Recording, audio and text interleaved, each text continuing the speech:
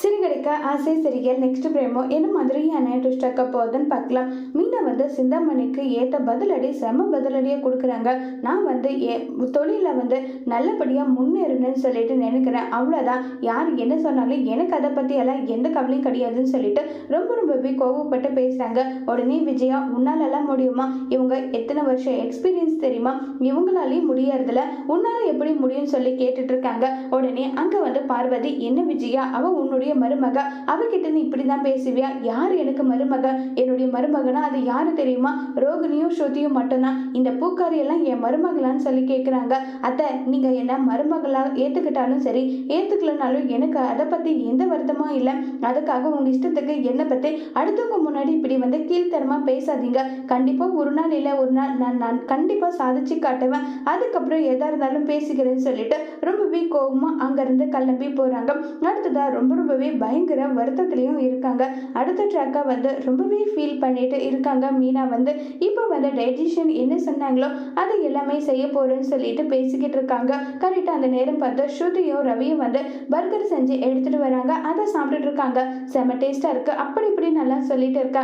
இந்த பக்கம் விஜயா இல்லை, அவங்க என்ன சொன்னாங்களோ அதை தான் நம்ம செய்யணும்னு சொல்லிட்டு அதவே ஃபாலோ பண்ணிட்டு அங்கே தூங்க கிளம்பி போயிடுறாங்க. இப்போ திடீர்னு நம்ம விஜயாவுக்கும் மனோஜுக்கும் ரெண்டு பேருக்கும் ஒருத்தர் மாற்றி ஒருத்தர் பயங்கரமா வயிறு வலி வருது. ரொம்பவே அவஸ்தைப்பட்டு இருக்காங்க.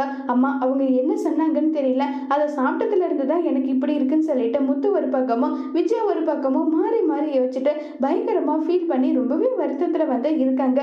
இது நினைச்சு ரொம்பவே வருத்தத்திலேயே ஃபீல் பண்ணிக்கிட்டு இருக்காங்க. இப்போ முத்து, அண்ணாமலை, வீட்டில் இருக்க எல்லாருமே பயங்கரமா விஜயாவும் அதே மாதிரி மனுஜையும் கிண்டல் பண்ணிட்டு இருக்காங்க.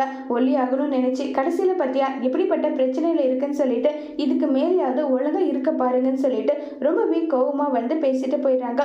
அடுத்ததா மணி ரோகிணியோட கடைக்கு வராங்க. இதை பார்த்ததுமே நீ எதுக்காக வந்திருக்கன்னு சொல்லிட்டு ரோகிணி ஷாக் ஆகுறாங்க.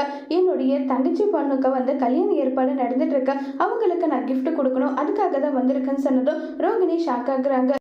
என்ன கிஃப்ட் கொடுக்கணும், என்ன ஏதுன்னு சொல்றாங்க. உன்னை இங்க யாராவது பார்த்தா என்ன நடக்கும் தெரியுமா? அதை முதல்ல புரிஞ்சுக்கோன்னு சொல்லிட்டு ரொம்பவே கோபத்துல இருக்காங்க. நான் ஹெல்மெட் போட்டுட்டு தான் வந்திருக்கேன் பாப்பா, எனக்கு ஃபேனு, மிக்சி, ஏசி இந்த மாதிரி எல்லாம் வேணுன்றாங்க. எல்லாம் கொடுக்குறோம், முதல்ல இங்கிருந்து போன்னு சொன்னதும் அங்கிருந்து கிளம்பி போறாங்க. அந்த நேரம் பார்த்து கரெக்டா முத்து வராங்க. முத்து இவங்களை எங்கேயும் பார்த்த மாதிரி இருக்குன்னு சொல்லிட்டு முத்து சந்தேகப்படுறாங்க. ரோகிணி ஒரு பக்கம் ரொம்பவே ஷாக் ஆகுறாங்க. இப்ப மணி முத்து கிட்ட மாட்டிக்க போறாங்களா, ரோகிணி வசமா முத்து கிட்ட மாட்டுவாங்களா இல்லைங்கிறது வரப்போற எபிசோட்ல வெயிட் பண்ணி பார்க்கலாம். தேங்க்யூ.